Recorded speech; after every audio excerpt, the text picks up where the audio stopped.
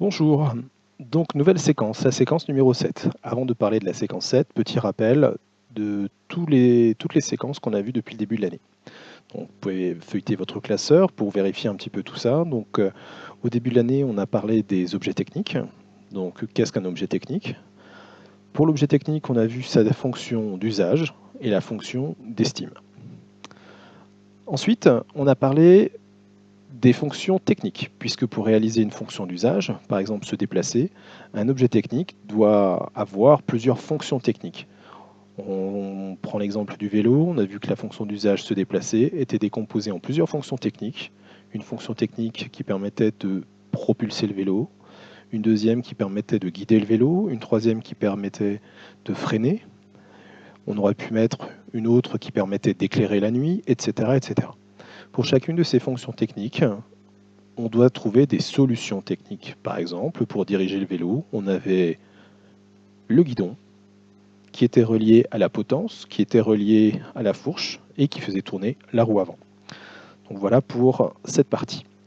Ensuite, nous avons parlé des matériaux, le choix des matériaux, quelque chose de très important. Donc on a vu que des matériaux, il y en a plein autour de nous, de différentes caractéristiques, avec des avantages et des inconvénients. Ces différents matériaux, on les classe par famille. Donc les différentes familles, les matériaux organiques, les matériaux céramiques, les matériaux métalliques, les matériaux composites.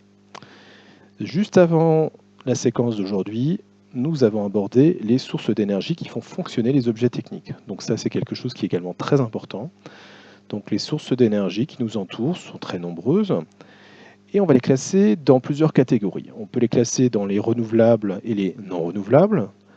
Tout ce qui est renouvelable, c'est quelque chose qu'on va toujours avoir sur Terre. Donc ça, c'est quelque chose qui est très intéressant, comme le soleil, le vent, l'eau, le bois, qui repousse continuellement. Et on va avoir également des sources d'énergie non renouvelables. On va avoir les sources fossiles, comme le gaz, le pétrole, le charbon. Donc ce sont des sources d'énergie qui s'épuisent petit à petit. Elles mettent des millions d'années à se régénérer, donc on dit que ce sont des sources d'énergie fossiles. Et enfin, on termine avec les sources d'énergie fissiles ou nucléaires, comme l'uranium, qui également s'épuisent. Et il y a également un autre problème, c'est qu'il dégage des déchets radioactifs. Alors, venons maintenant à notre séquence numéro 7. Séquence numéro 7, l'évolution des besoins et des objets techniques. Donc, on va voir dans cette partie, dans cette séquence, pourquoi les objets techniques ont évolué. Si vous regardez bien, vous avez sur la page de présentation de la séquence que vous pouvez imprimer, que vous avez joint sur votre cahier de texte Pronote, donc vous pouvez imprimer et ranger dans votre classeur, plusieurs voitures.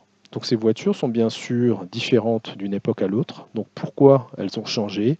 Qu'est-ce qui a changé? Voilà la finalité de notre séquence.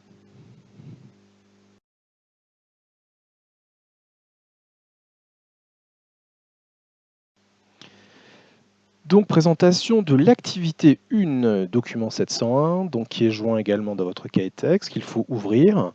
Et ensuite, vous pouvez directement, à partir de votre ordinateur, à partir d'Acrobat Reader, vous pouvez directement le compléter.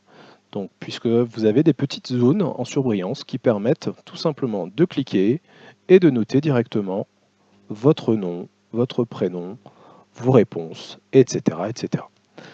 Donc l'évolution des besoins et des objets techniques, comment a évolué la voiture depuis son invention. Donc on va prendre l'exemple de la voiture.